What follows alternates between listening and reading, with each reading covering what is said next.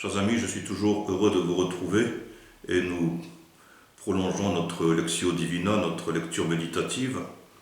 Et nous avons vu hier quelle est la condition de la prière. La condition de la prière, dans les discours après la scène, c'est de prier au nom de Jésus. Maintenant, la question qu'il faut nous poser aujourd'hui, c'est que demander dans la prière? Eh bien, dans ce même discours après la scène, Jésus nous recommande, au fond, de ne demander qu'une chose, ou plutôt qu'une personne, l'Esprit Saint, et pas moins que l'Esprit Saint lui-même. Le don par excellence qui est en effet accordé à la prière au nom de Jésus, c'est l'Esprit Saint. Si vous m'aimez, vous garderez mes commandements, et je prierai le Père, et il vous donnera un autre paraclet, pour qu'il soit avec vous à jamais. On trouve dans l'Évangile selon saint Luc, au chapitre 11e, des paroles équivalentes, qui signifient que l'Esprit Saint est le fruit de la prière. Voilà ce que dit Jésus dans cet Évangile selon saint Luc. Quel père donnerait un serpent à son fils qui lui demande un poisson? Quel père donnerait un scorpion à son fils qui lui demande un œuf?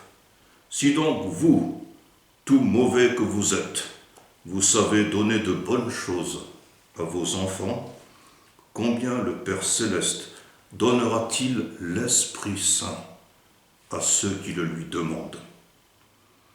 Au fond, dans notre prière, nous ne devons demander que l'Esprit Saint. L'Esprit Saint est ici, dans ce chapitre 14e de Saint Jean, désigné par le terme de paraclet.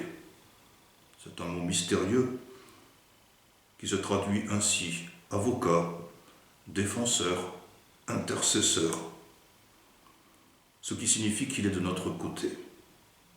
Il est aussi désigné comme l'esprit de vérité.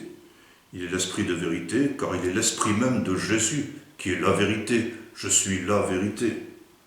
Et il est l'esprit de vérité car, nous dit saint Jean au chapitre 16e, il nous introduira dans la vérité tout entière.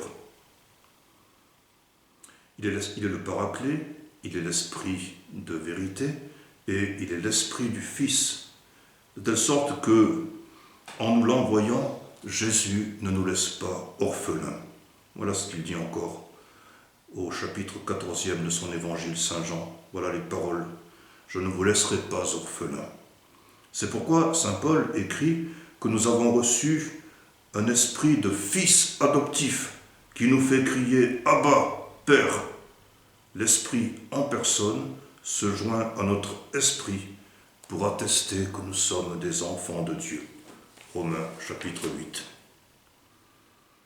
Évoquant son départ, Jésus nous dit dans son discours après la scène, le Paraclet, l'Esprit Saint que le Père enverra en mon nom, lui vous enseignera tout et rappellera tout ce que je vous ai dit. Ainsi l'Esprit Saint prolonge la mission du Fils qui s'en est retourné vers le Père. L'Esprit Saint exerce une fonction d'anamnèse, de mémoire spirituelle, en actualisant tout ce que le Seigneur nous a dit. Au fond, c'est l'Esprit Saint qui nous fait constamment passer de l'une fois pour toutes définitif institué par le Christ à l'aujourd'hui toujours renouvelé de l'Évangile vivant. L'Esprit Saint assiste les organes magistériels de l'Église pour qu'ils puissent transmettre fidèlement et interpréter authentiquement ce que le Seigneur nous a enseigné, et aussi pour introduire l'Église dans la vérité tout entière, c'est-à-dire au fil du devenir historique de l'Église, désenvelopper les paroles du Seigneur.